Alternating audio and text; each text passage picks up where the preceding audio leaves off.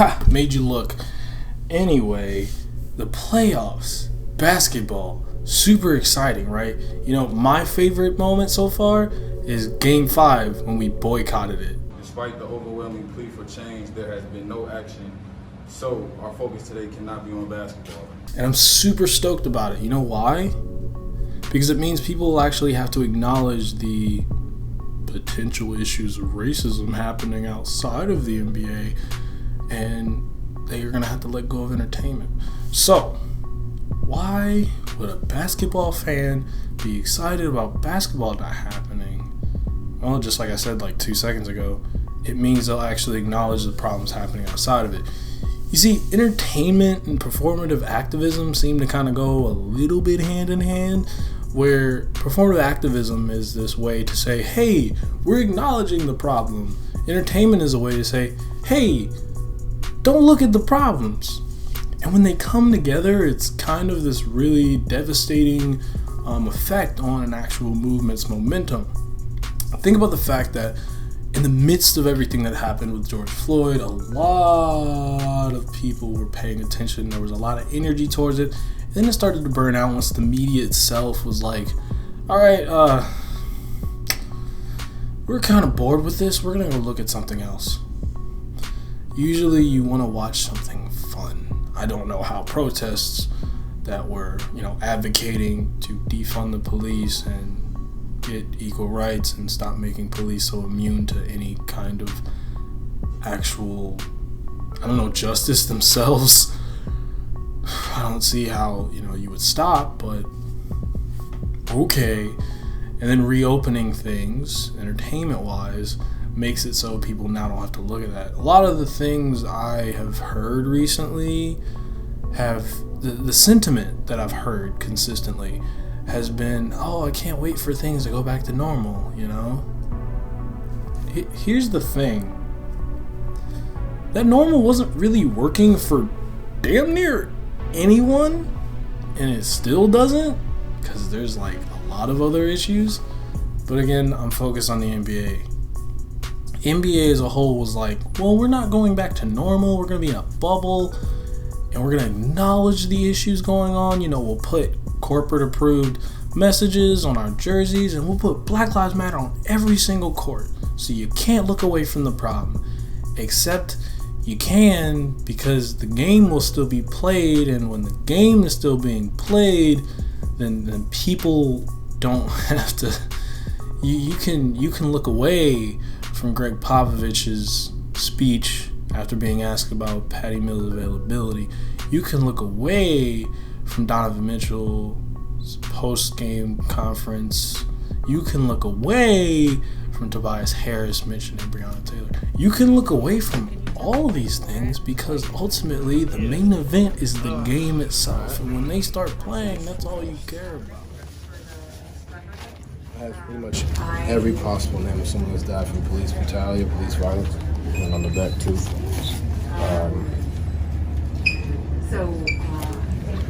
And then there was a quote that really said, like, "Am I next?" on the back of somebody's jersey. And I think the biggest thing is, like, it doesn't matter how much money you are, it doesn't matter how famous you are. Like, as an African American male, that's who we are. It doesn't matter what your job is, what your name is. And I think being able to wear a bulletproof vest just shows, like, I kind of have my hands up as well, just kind of like, look, hands up, don't shoot. We're tired of seeing this. We're tired, and everybody's tired of it. So for me to make that statement, I think was just something I really wanted to do. And I think as African Americans, male or female, we're sick and tired of being able to be afraid, and I think that's something I really wanted to speak on. All right. Thank you so much.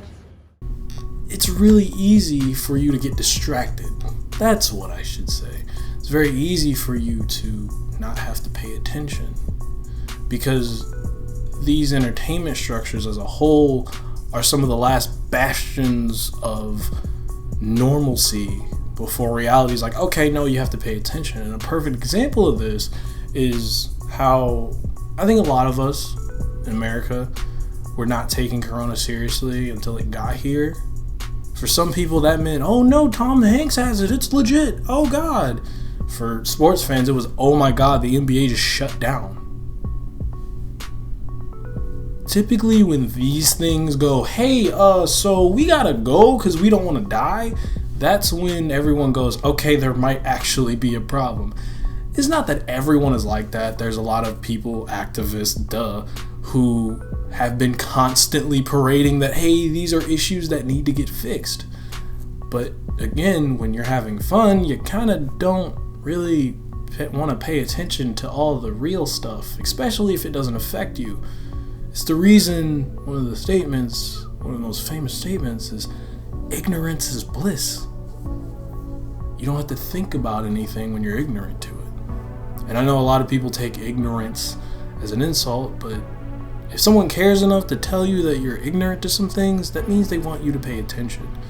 When the NBA stops what it's doing, when players are like, okay, fine, we're not going to play games until you guys fix this, that's when you should go, hey, what's going on? And everyone's avenue to acknowledging real world problems is their own. Ultimately, I don't want to criticize someone for being late, but it is also frustrating being a black person and going, hey, could you stop killing me because of this? That'd be great. Also, could you hold these officers accountable? These murderers accountable? Can you stop making us into memes? Can you stop caring about me when I'm not entertaining you? Can you care about me even if I'm not a celebrity or rich or famous? Can you care about me then? And so there's this weird, double-edged sword with entertainment. Because a thing that I noticed too regarding the NBA and this happening is when we never would have even gotten to this point had the NBA itself potentially just straight up stopped. And I know people kind of almost feel like that happened months ago because, well, it did. But when Kyrie, who is, I want to say, one of the NBPA presidents, basically it's like the Players Association, he's one of the big guys upstairs there, and he suggested, hey, maybe not right now. Maybe we don't need basketball right now. Maybe what we need is to let this movement ride and actually be a part of it and not just go to the protest, but also talk to people in power so they can acknowledge, but not just acknowledge, but also fix this.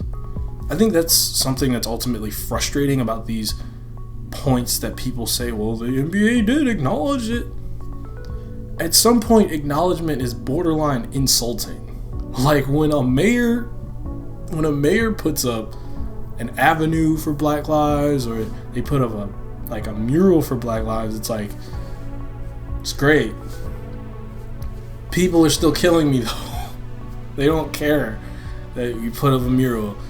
I'm sorry, you didn't defeat racism by just acknowledging it exists. You defeat racism by making it illegal and pointing out its flaws and destroying it from the core and destroying the systems that have upheld it. Capitalism. And before you say, no, I tested negative and that was a joke cough.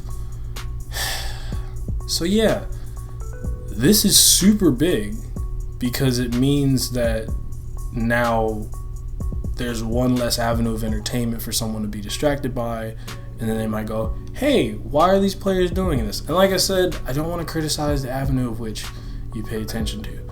But like I said before,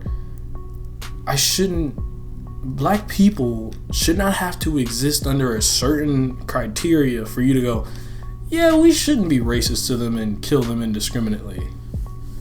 Because a lot of people always go, well, all lives matter. And they do. Lives do matter. We should treat lives with genuine respect and leave any kind of divisive thoughts about those lives within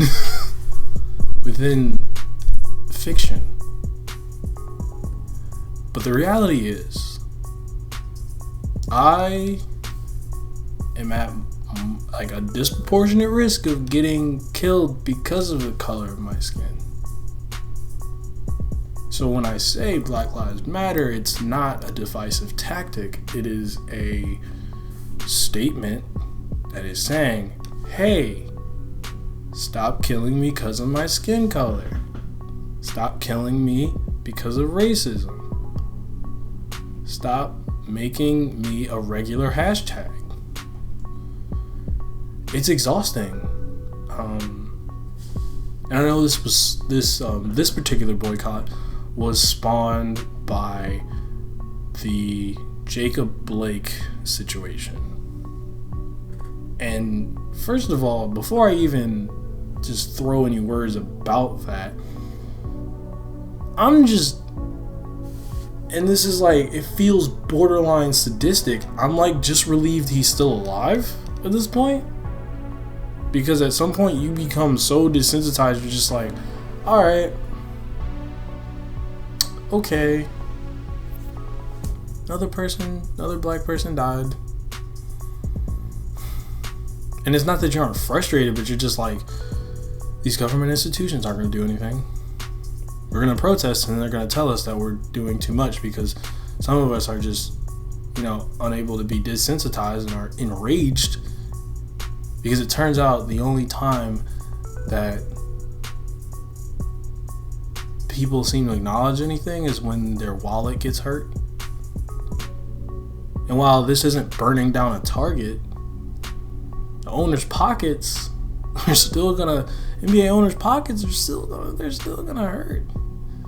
Because that's playoff revenue. You see, NBA players, playoff wise, they get bonuses, I believe, for playing in the playoffs.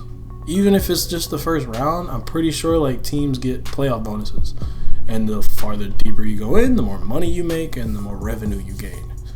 So if these players are boycotting it, that means that now these owners are going to start talking to government officials maybe and be like, hey, can you fix this so we can go back to making money again?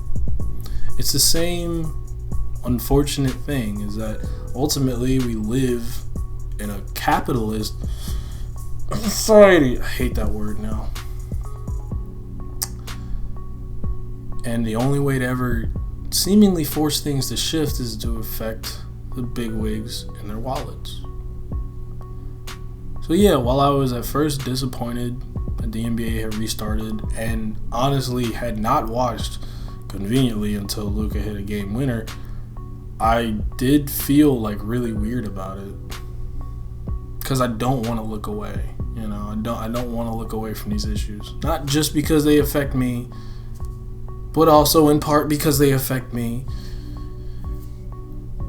And I don't even want to get into the dichotomy of how with African American tragedies and racist attacks on African American people, there is a difference in how they're acknowledged.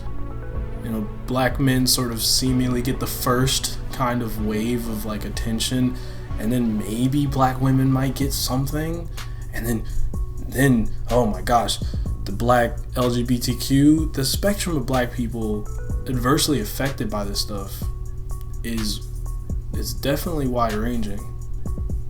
And like I said, I don't want to get into the dichotomy of that because I think that's a whole other thing. But it is important to look at, like, isn't it crazy that like this was happening and now this is what it takes? And it really shouldn't have taken all of this, because really we shouldn't have to do these crazy tricks to make government work for the people. But we have to, unfortunately, and this is a really awesome way of the NBA players to go, okay, y'all weren't listening. We need to make y'all listen. And that's ultimately what I love and why this is the most exciting moment of the NBA playoffs for me.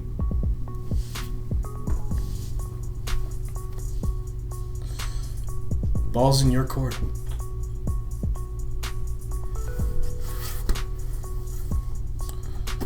Ball's in your court.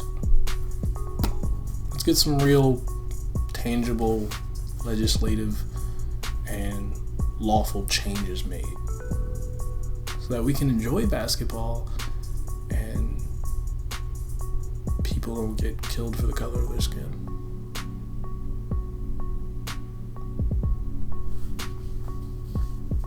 That'd be pretty cool, wouldn't it? So let's make it happen. Let's make it happen. Also, wanted to point out too, what will they do after these games? Because that was a point I forgot to just mention, I just thought about it. Right now they're going to have a meeting. They're going to discuss what they're doing after these games. This could potentially be the end of the season. So yeah, basketball ends for this year like this. There's no doubt they're gonna have to acknowledge this, and that's a good thing. It's good not just to acknowledge it, but make actual changes happen. Sometimes you have to force the hand. This hand is damn near needed to be forced. So yeah, like I said, balls in your court, government. Defund the police. Black Lives Matter. Been mattered. Will forever matter.